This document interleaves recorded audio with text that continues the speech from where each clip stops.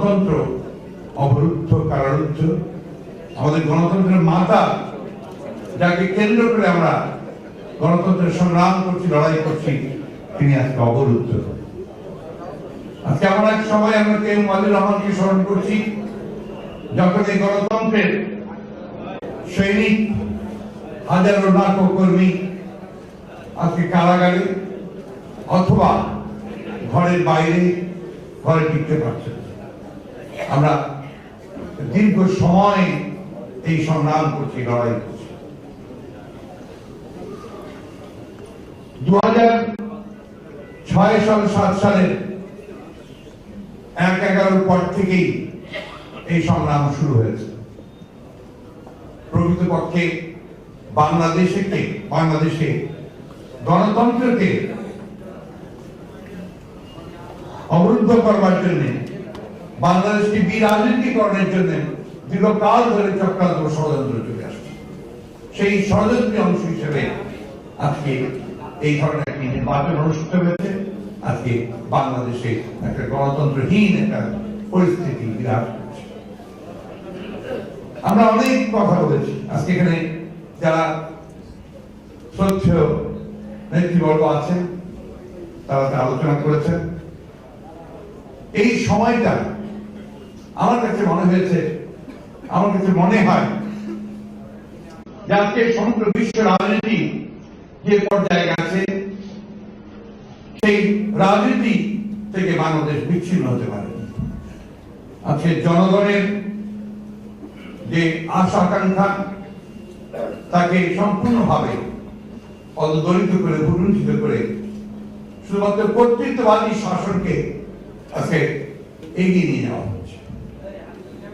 প্রিয় বন্ধুগণ, আমরা এইখান থেকে মুক্তি পাওয়ার জন্য আমরা নির্বাচনকে আমাদের আন্দোলনের একটা হাতিয়ার হিসেবে বেছে নিয়েছিলাম। আমাদের গণতন্ত্রের মাতা, আমাদের দলের চেয়ারপারসন, তারই নির্দেশে। আপনাদের নিশ্চয়ই মনে আছে যে আমাদের যারা বিএনপি করেন, আমাদের অ্যানুয়াল জেনারেল মিটিং হয়েছিল, সেই মিটিং এ যাওয়ার আগে তিনি খুব পরিষ্কার করে নির্দেশ দিয়ে গিয়েছিলেন যে দল মত নির্বিশেষে সকলকে নিয়ে গণতন্ত্রের পক্ষে ঐক্য করে তুলতে হবে এবং এই স্বৈরাচারকে পরাজিত করবার জন্য সেই ঐক্যকে নিয়েই লড়াই করতে হবে। আমরা বিশ্বাস করি যে ফ্যাসিবাদের বিরুদ্ধে, এই ধরনের ভয়ঙ্কর স্বৈরাচারের বিরুদ্ধে সংগ্রাম করতে হলে, লড়াই করতে হলে সমগ্র জনগণের একটা ঐক্য সবচেয়ে বেশি প্রয়োজন। এবং ইতিহাস প্রমাণিত করেছে যে জনগণের ঐক্য ছাড়া, সম্মিলিত প্রয়াস ছাড়া এই ফ্যাসিবাদকে, স্বৈরাচারকে গণতান্ত্রিক পদ্ধতিতে পরাজিত করবার কোন সুযোগ নেই। এর কোন অভিজ্ঞতা নেই। আমাদের সমস্ত মানব সভ্যতার ইতিহাস, রাজনৈতিক ইতিহাস আমাদেরকে বলছে যে এই ধরনের গণতান্ত্রিক যে আন্দোলন সংগ্রাম, তাতে জয়ী হতে হলে সমগ্র মানুষকে এক করতে হবে। আমরা নির্বাচনে যাওয়ার পূর্বেও আমরা আমাদের নেত্রীর সঙ্গে কারাগারে যোগাযোগ করেছি। তিনি নির্দেশ দিয়েছেন যে নির্বাচনে যেতে হবে এবং ঐক্য গড়ে তুলতে হবে জনগণের মধ্যে। এমনকি নির্বাচনের পরেও তিনি এই কথাই বলেছেন, নির্দেশ দিয়েছেন এই ঐক্যকে ধরে রাখতে হবে। বন্ধুগণ, আবেগ দিয়ে শুধু যুদ্ধ জয় করা যায় না। আজকে এখানে অনেকে অনেক কথা বলছেন। আমরা দেখেছি আমাদের নেত্রীর গ্রেফতারের পরে যখন আমরা প্রোগ্রাম নিয়েছি, কর্মসূচি দিয়েছি, আমরা তো সবচেয়ে ভালো দেখেছি যে কতজন এসেছেন, কতজন আসেননি।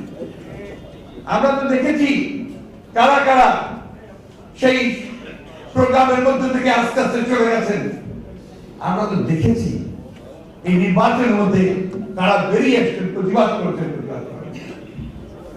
সুতরাং শুধুমাত্র কথা বলে, শুধুমাত্র একটা বন্ধ আবদ্ধ ঘরের মধ্যে নিরাপদ জায়গায় এইসব কথা বলে কিন্তু আমরা সেই শত্রুকে পরাজিত করতে পারবো না। আজকে খুব সুপরিকল্পিত ভাবে চেষ্টা করা হচ্ছে জনগণের ঐক্যকে ভেঙে ফেলা। ঐক্য তৈরি হয়েছে 30 ডিসেম্বরের নির্বাচনের মধ্য দিয়ে জনগণ যেভাবে সম্পূর্ণভাবে বর্জন করেছে এই স্বৈরাচারী আওয়ামী লীগ সরকারকে, ফ্যাসিবাদী আওয়ামী লীগকে, সেই ঐক্যে ভাঙন সৃষ্টি করার চেষ্টা করা হচ্ছে। আমরা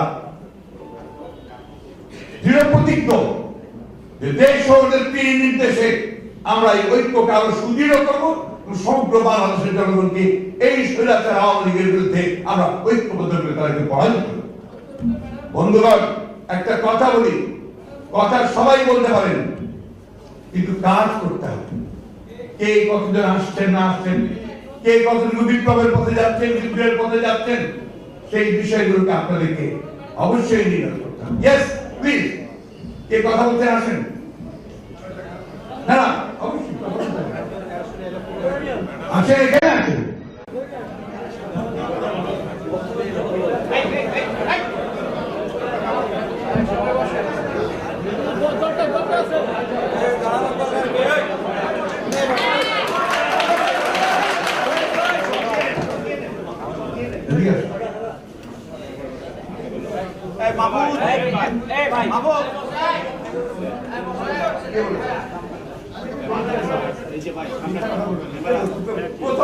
প্রথম কর্মসূচি আছে, ভাই সামনে আসেন।